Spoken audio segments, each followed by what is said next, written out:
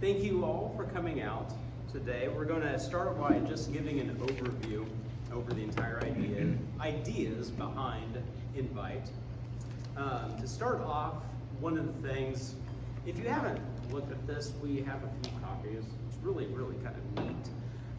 The general idea behind Invite, first and foremost, is changing our perceptions, our ideas behind evangelism. It is not just about, I grew up in the Episcopal church, in the Evangelical church, so it was all about apologetics, making an argument, proving you were right, that God was real, that God loved you. And that just never really sit 100% well with me. In this book and in some other reading I've done, evangelism needs to be more about becoming Christ-like by living a life that is made clear that there's something at work going on within us. As this book says, and I'm always a big fan of just reading what other people write because I can steal it a little bit. Evangelism is not a programmatic effort.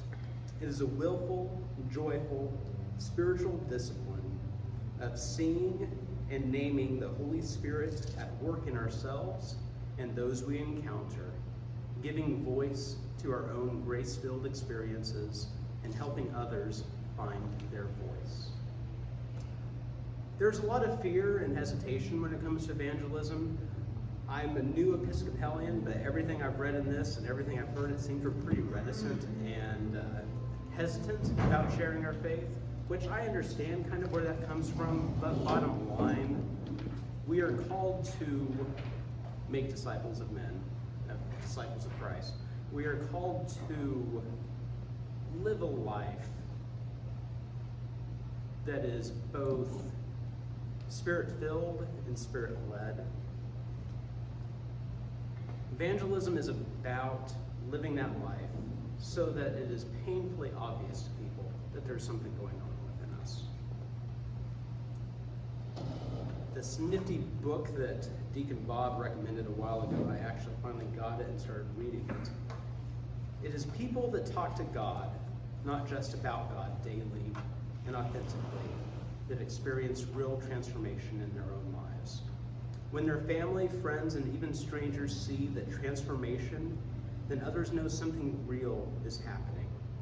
It is that witness, the observable fact of something real that is happening in your life because of the love of God, that is the force that stirs others to ask you or others about your faith. Your words should not be necessary as commentary on something more real, more obvious, more unique, and more powerful than language can adequately capture. When people see you forgive the seemingly unforgivable, give to the deserving, show mercy to the guilty, show love to the haters, show patience to the thoughtless, show kindness to the mean, show generosity to the selfish, then as Jesus said, by this everyone will know that you are my disciples, if you have love for one another. As vestry, we've spent a lot of time kind of going over these concepts, invite, welcome, connect.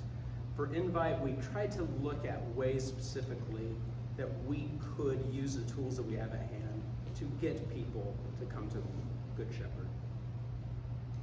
We tried to find ways that would not be negative towards other churches. We don't want to disparage other churches. We just want to say this is why we are here. This is why we continue coming here.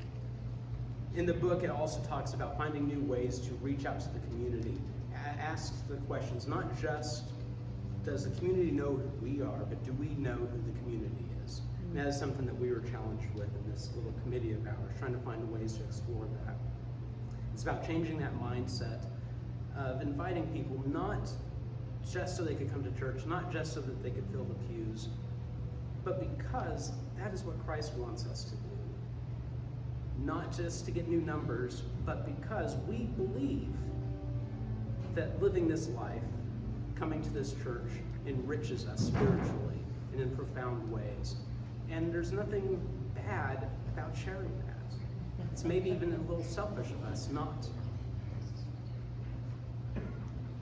In this book also it talks about just trying to find ways to invite people to church, not just to services, but to come to different events. You know, we had the pet blessing last week. That is something that a lot of people would be very interested in. Next year, maybe we could explore ways to bolster that event. Just find new ways for people to come and, get to know us. And it's kind of difficult. I do think we'll probably need to try to find some ways, because what in the world is an Episcopalian? What do people think of us as a denomination? And just something that we kind of have to sit with and wrestle with and find new ways to explore doing things. We don't have all the answers. We have some ideas. We need lots more. We need everyone involved in this. Not just 3 of us, not just everyone in this room, but parish-wide. It is about changing the way we do things so that inviting people, not just sharing our faith, but just inviting them to the church. As Father Andrew said in the sermon last night, I suspect he'll probably say it again tonight, we invite them, we invite them, and the rest of the work is up to God. All we can do is be Spirit-filled and do our part. With that, I'll turn it over to Diane. Thank you. And then if you would pass these to that table and these to this table. So we sat around and talked, and quite honestly, I have to take responsibility for the words, but I don't think I get the credit. Because I just started spewing out ideas.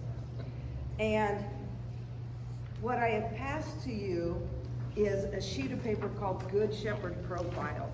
One of the ideas that came out, I often refer people to a website called psychologytoday.com.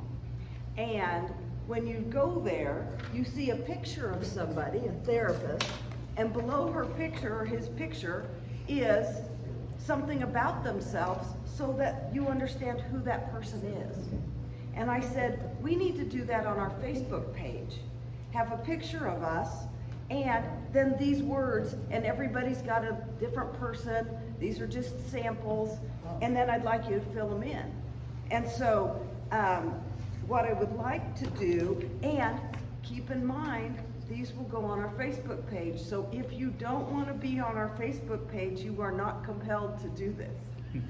Okay? So, but what it's going to say, and I gave all my copies away. Tisha, will you just tell me one?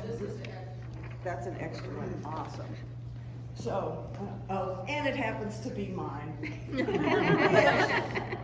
Thank you guys so much. So, which also only roughly fits the outline, because I wrote mine first and then I said, what do I want everybody else to do? So I'll read mine and then we'll look at it I came in the format that I gave you. I said, I'm a lifelong Episcopalian, baptized at St. James and raised at Trinity Lawrence. Then I left for college and life. My great aunt was a founding member at Good Shepherd, and she invited me to church and brunch, so I came with her whenever I was invited. When she passed away in 1992, her funeral was here. I began dating a man who was not an Episcopalian. We struggled in our faith, exploring both churches, but in 1996, when we wanted to get married, I came back to Good Shepherd. We had an amazing wedding and raised our son here. After we got married, the priest at the time asked me how I wanted to get involved, and that was how I connected. Now I serve in most functions at the church. There is much to do here. We gather after Sunday service to catch up and spend time in fellowship. We have nursery for the young ones and Sunday school through high school. There are small groups for studying your faith. Our altar guild keeps our worship and sanctuary going. It is members of our parish who read the Old Testament, Psalm, and New Testament and help with weekly communion. Our lay leadership meets monthly to guide and care for our church. We connect to the greater church statewide. There is always room for new passions at Good Shepherd. Come grow your faith here. Love it. So, and I said, how do I simplify that for everyone else? And so if you are interested, are willing, and I hope you are, I came to Good Shepherd, in my case, because my great aunt used to invite me. I came back to Good Shepherd because I wanted to get married here. and I stayed here because the priest connected me. So those are 3 simple sentences. Turn yours into paragraphs, and everybody has, you can pass them around and share them. Now, that was the first thing. So then your picture will come up here, and this profile will be under it on Facebook. I think we are headed to boosting it on Facebook 1 parishioner a week. So that then each week we get a new person promoted, and I don't know how much we're gonna start. The least you can spend is $5. Well, I don't know how much $5 gets us. But if we can spend 5 or 10 or 50, I don't know. But when we start spending that money, then it goes out to the community, and you get to pick your areas. And we'll pick Wichita. We're not gonna pick Nebraska.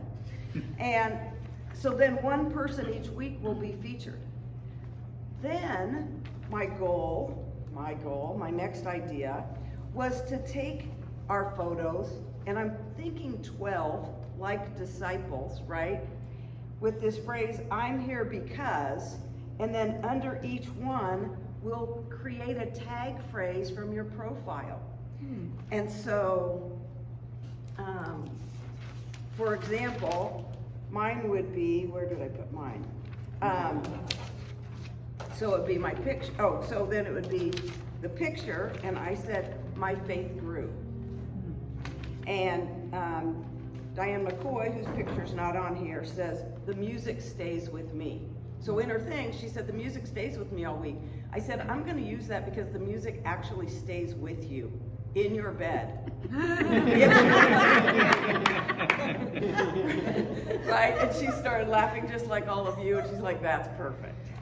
So, now, Danette sent me a beautiful black and white picture, and this morning when I'm trying to get them all small enough, I couldn't get her picture to print. So it's just absolutely gorgeous, and that's why there's a space there, because I was trying to get it printed out before I left, and I ran out of time. And hers is, I'm here because I meet Christ at the altar, right? Sarah, she said, I belong at Good Shepherd. Denise, I was surrounded by love, right? So after you write it, then I kind of synthesize what you said and find that key phrase and then see if it resonates with you. Now, next thing. So we take your photo and your tag phrase and create a postcard, a mailing. And so on the top it says, I'm here because, 12 photos, it says Diane Sherwood, I'm here because my faith grew.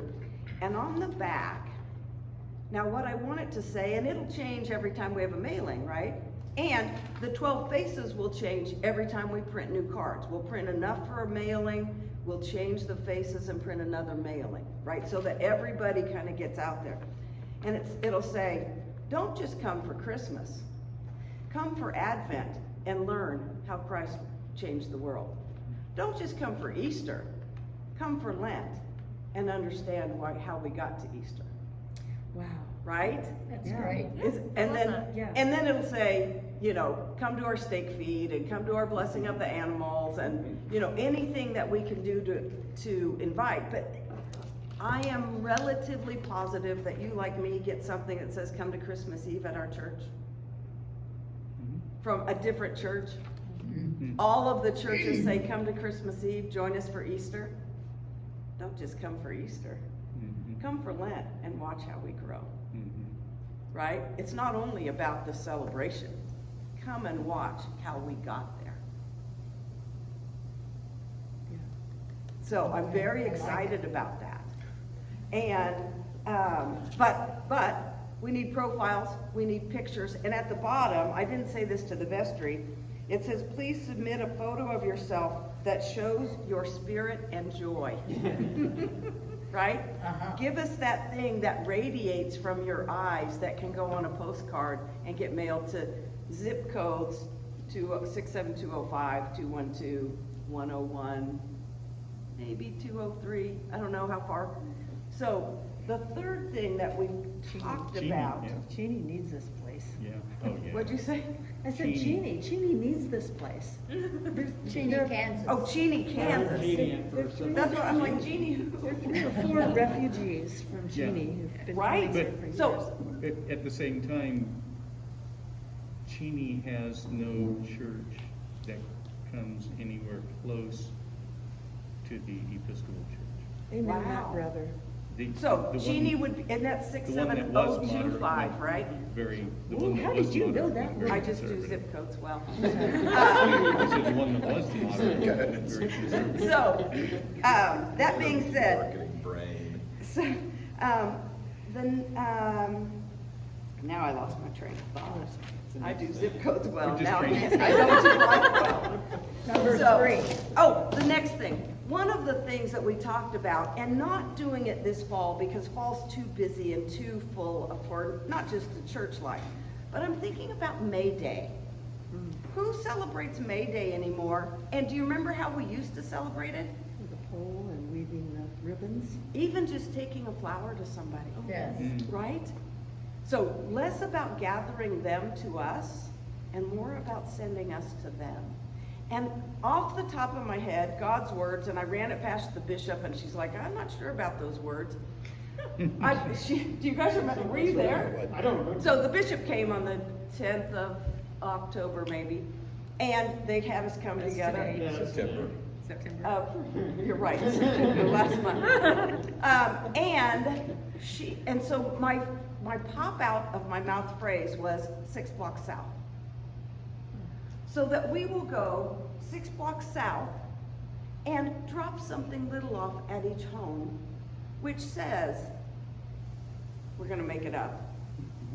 You know, we're here if you need us. Happy May Day. Now, these little things, these are the coolest things. They are not church things. These are my private business things that I invented. Okay, but I'm going to show them to you. So, 1, 2, 3, 4, 5, 6. Take one and pass them around. I'll get one. So this is my new business. We might have to be a little engaged with the phones. Right, so get your phone out, and then I'll tell you how it relates. But if you open it up so it's not locked, if you have an iPhone, you put it up here at the top of your screen, and if it's working, it should pop open my website. This side. It doesn't, I don't think it matters which side. Now, some of you, your iPhone may be too old. I've got it. Some of you, so if it is, Eugene's works.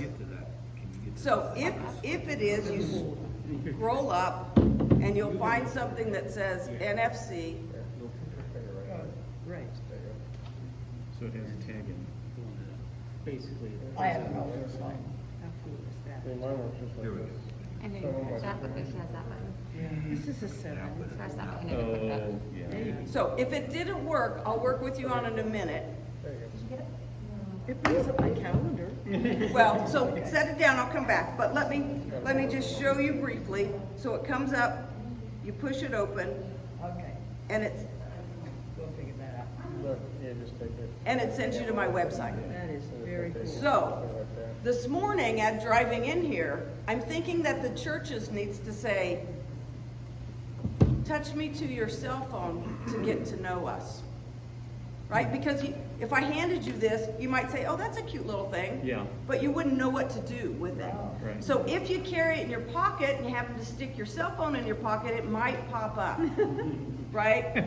But if you get this and don't know what to do with it, you're kind of stuck. So what I'm thinking that ours might say, we've got those wooden chips. It says Good Shepherd Episcopal Church on one side. We have inside here is a sticker called the NFC chip, Near Field Communication. And I've covered it up with my business sticker that says the Center for Peace and Forgiveness. But if we cover the NFC chip up with something that says touch me to your phone, and there might be a card in there that says, if you have an iPhone, it goes up here. If you have this, it goes here. And if it doesn't go, here's the 2 things you need to check. But on top of that, if we cover the NFC chip up with something that says touch me to your phone, and there might be a card in there that says, if you have an iPhone, it goes up here. If you have this, it goes here. And if it doesn't go, here's the 2 things you need to check. But on top of that, if we we can decide whether to send it to our Facebook, whether to send it to our website, whether it says men's group is meeting Saturday, right? We can put it, it's a short, succinct message that cannot be changed. It doesn't update. That's why you send it to the website, because you can update your website. That's why you send it to your Facebook, because the Facebook changes. So, but you continue, you would send it to someplace that we update regularly, unless there's a reason not to.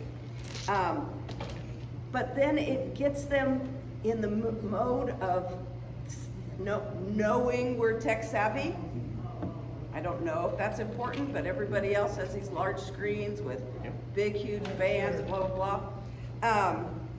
But 6 blocks south. So 6 blocks south, May 1st, we go and canvass the 6 blocks south of the church and leave them a goodie bag from us. Now, the next May 1st, or maybe it's July 4th, or maybe it's Labor Day, it doesn't matter what days we pick, we do a different 6 blocks. So maybe we call it 6 blocks west, or 6 blocks north, or 6 blocks east. It doesn't matter.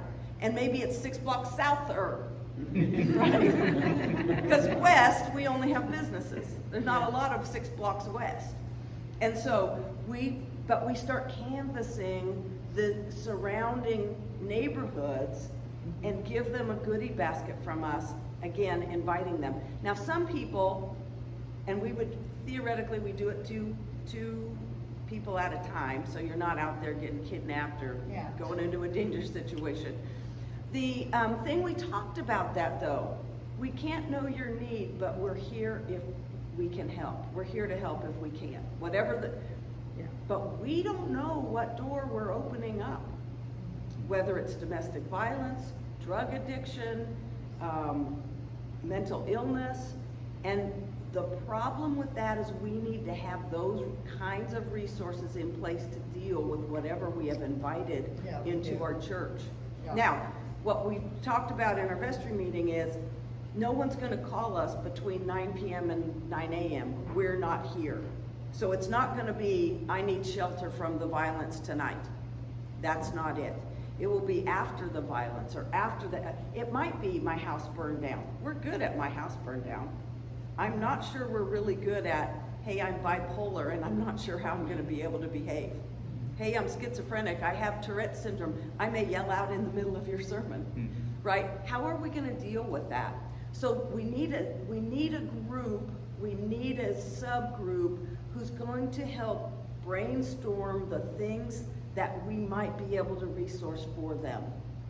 So after she comes in with a black eye, now how do we help her? Because it won't be at midnight. And, you know, and if somebody comes into our church who's not us, how do we welcome them anyway? Because we don't know these people. And so we might get people that we don't feel comfortable around. I don't know that. But we're here to invite and welcome and connect with them on whoever God sends to us, right? And so it could take us out of our comfort zone.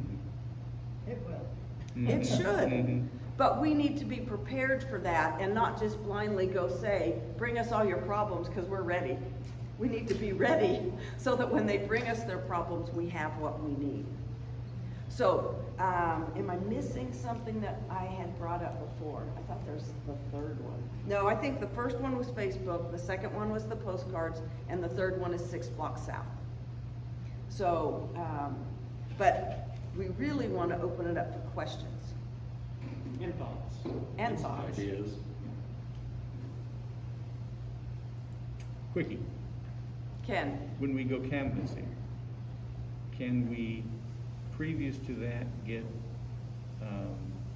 a nice t-shirt or golf shirt or something with the churches? You were there, awesome. so that people don't think we're either LDS or Right. So, Jehovah's Witnesses. now, we have had in the past t-shirts made.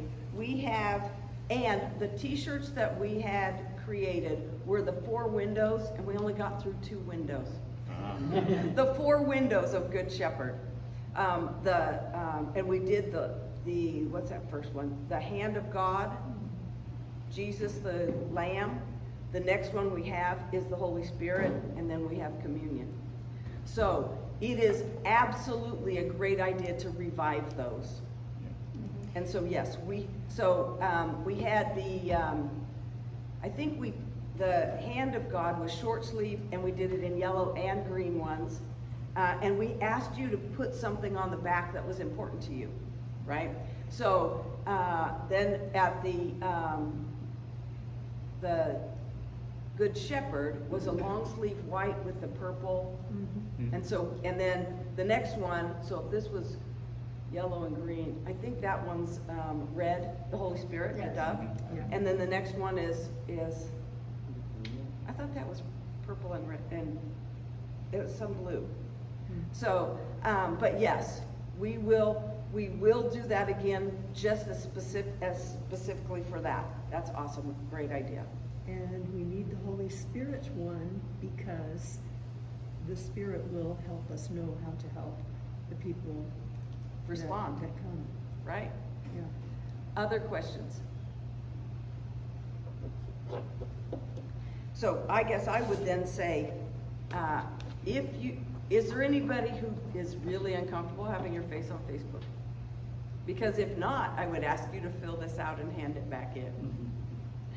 And for those of you, is this Facebook or Facebook Live or YouTube? So for those of you on YouTube, you would write 3 paragraphs, and the first paragraph says, I came to Good Shepherd because, and then tell your story. I came back to Good Shepherd because, and that's the welcoming piece, and I stayed at Good Shepherd because, and that's the connection piece. What got you here, what brought you back, and what kept you coming back. So, and then I talked to Father Andrew, and now it's just time to start. There's a few pictures I'm missing, and I've got to get Danette's printed because it was so beautiful. But the next piece is then to take your picture with your profile, and then I don't know if there will be a method to picking how we promote people. It will be done first come, first serve, or alphabetically, or, I don't know how that will happen. But once you submit your profile and your picture, you are now in line for being promoted around our community. You're committed. You're committed. Mark, what do you need to add? I just think as the subcommittee from the vestry, we've taken Ryan's concepts and with Diane's marketing skill, we've tried to really be practical on how do we get out of our comfort zone and market Good Shepherd in our faith. And I think we've come up with some really unique new ideas, because we have to begin to analyze how do we transition this to a younger church crowd.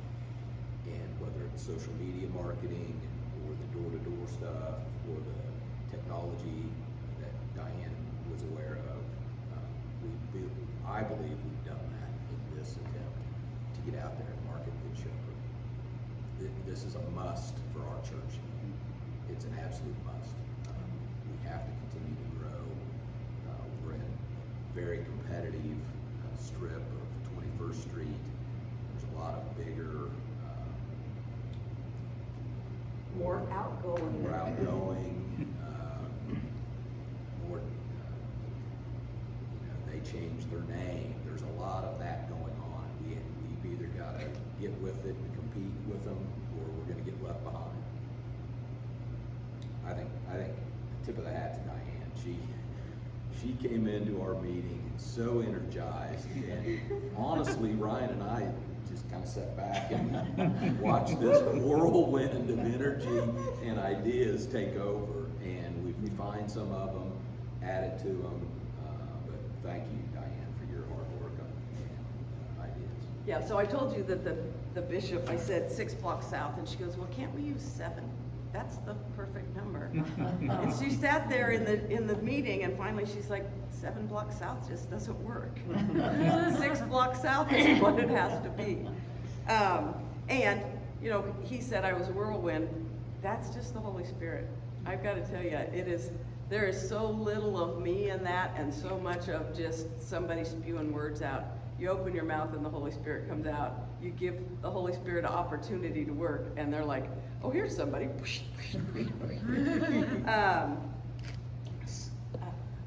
So the other thing, t-shirts. So I wore my purple and white t-shirt to Sam's one day. I think I was at Sam's. And the checkout person says, what's Episcopal? Right? There's some people who don't even know how to say our name. Why would you go somewhere if you can't pronounce it? Yeah. Right? Think about that. What is an Episcopal church?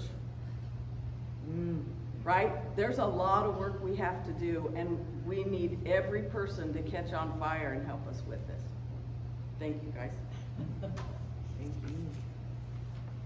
Thank you. You turn that off.